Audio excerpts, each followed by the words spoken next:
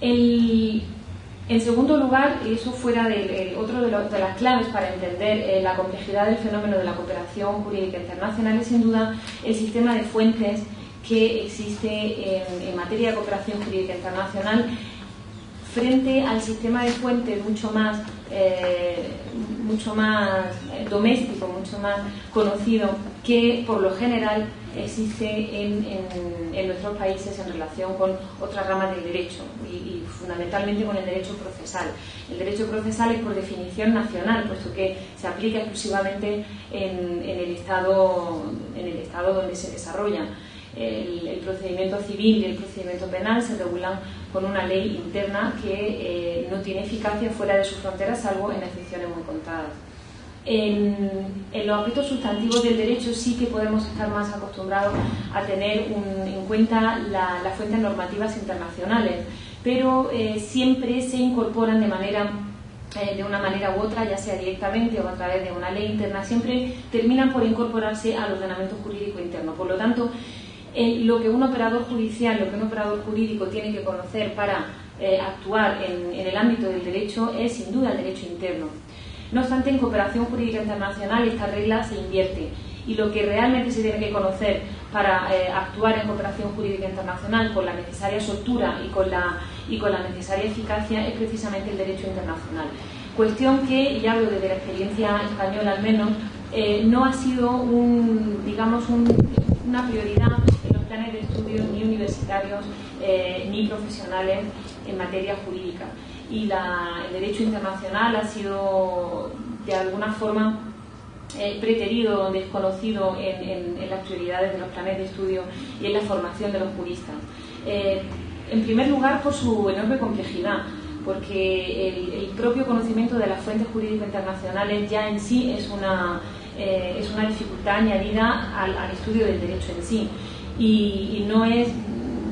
de ninguna forma fácil conocer cuál es el convenio aplicable, cuál es el derecho, la norma internacional aplicable, o si existe una norma internacional en un determinado asunto. Por lo tanto, eso es una cuestión meramente práctica, pero así como en el derecho interno ha existido un proceso de codificación de las normas jurídicas que facilita la consulta, el conocimiento y la identificación de la norma aplicable, en derecho internacional no existe o no ha existido tradicionalmente ese esfuerzo de compilación, ese esfuerzo de codificación de normas jurídicas internacionales que no por internacionales dejan de ser jurídicas y de formar parte del ordenamiento jurídico interno de un país y resultar necesaria su aplicación en un momento determinado. Por tanto, la cooperación jurídica internacional entiendo que se ha visto perjudicada de alguna forma por la complejidad en la identificación de la fuente normativa aplicable y en la diversidad de fuentes que puede haber. La principal fuente normativa, aparte de la legislación interna de cada país, que también en este punto varía, puesto que por una parte hay países que sí tienen una ley de cooperación jurídica internacional, otros que no la tienen, como por ejemplo el caso de España, y se utiliza la ley procesal general, la ley sustantiva general y los tratados internacionales. La propia ley ordinaria se remite a los tratados, por lo tanto está derivando el problema al conocimiento, en definitiva, de la fuente jurídica internacional. No, volvemos. Sí. Los tratados internacionales pueden ser de ámbito bilateral o multilateral. Los tratados de ámbito bilateral presentan una problemática en sí mismo, que es precisamente la verificación de su vigencia. Hay algunos tratados internacionales, tratados bilaterales en materia sobre todo de extradición, por ejemplo, que datan del siglo XIX en algunos casos. Otros de principios de siglo, luego con la interrupción de las guerras mundiales, pues no ha habido actividad convencional durante el siglo XX hasta la segunda mitad, pero en muchas ocasiones la duda surge en primer lugar sobre la vigencia del propio tratado, y ya esto es el principal problema. En segundo lugar, una vez que se ha identificado el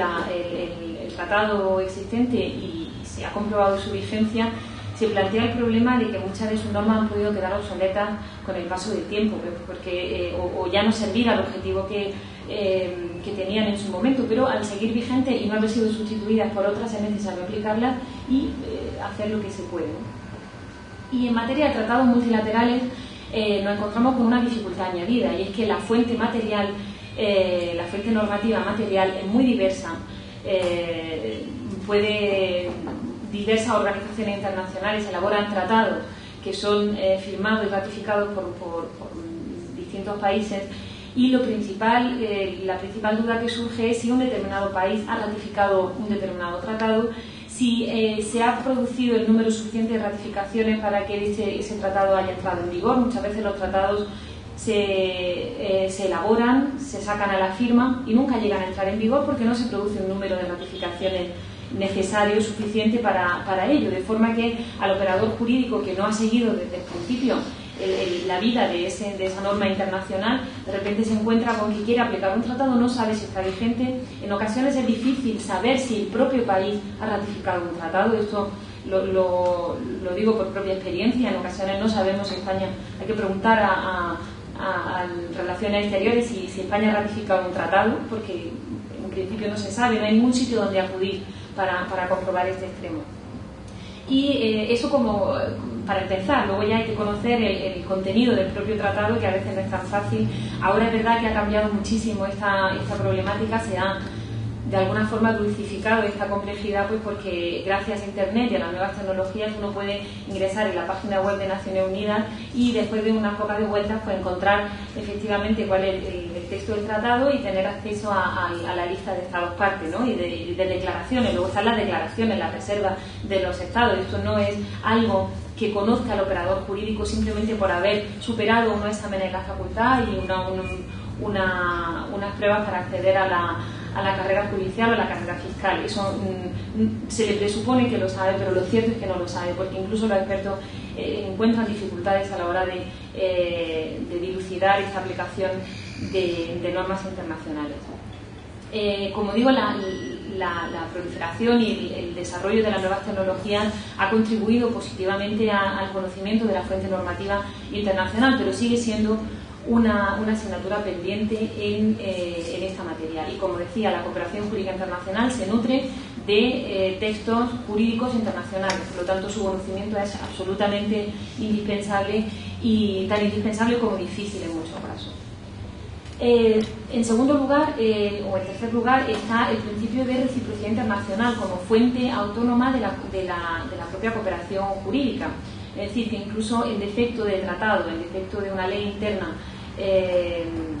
o si en defecto de tratado, de un compromiso, ya sea bilateral o multilateral con ese Estado, de prestarse asistencia, los Estados funcionan en las relaciones internacionales generales con base en el principio de la reciprocidad internacional, que no es otra cosa que yo te hago el favor a ti, pero después tú me lo vas a tener que hacer a mí. Es un principio, por lo tanto, político, de tal forma que se introduce un examen de una valoración política en un procedimiento que, desde el punto de vista sustantivo, es jurídico estrictamente. Pero eso también al operador judicial, al operador jurídico, se le escapa, de tal forma que si se ve ante la necesidad de emprender un procedimiento de cooperación jurídica internacional con un país con el que le consta que no existe tratado, porque se ha ocupado de averiguarlo y realmente sabe que no hay tratado, también se le escapa el juicio político sobre si existe reciprocidad con ese Estado en concreto, cuál es la forma de verificarlo, a dónde tiene que acudir para comprobarlo y, en definitiva, si puede o no iniciar el procedimiento. En este primer paso, en el de la identificación de la norma aplicable,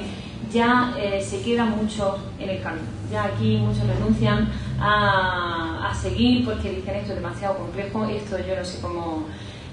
cómo va, ni siquiera sé qué tratado tengo que aplicar, o si puedo, o si no puedo, o si puedo pedir esto por cooperación jurídica, se puede pedir un registro domiciliario, por la verdad es que no lo sé. Aquí ya muchos, ante estas dificultades, renuncian a la utilización del mecanismo y eso obviamente no puede sino redundar en perjuicio del propio procedimiento, porque se está renunciando a la obtención de una prueba que en principio si fuera accesible, si fuera fácilmente practicable, se haría y por lo tanto se beneficiaría el propio procedimiento y la administración de justicia. Pero si se renuncia ante las dificultades existentes, pues no estamos haciendo ningún favor al justiciable en definitiva.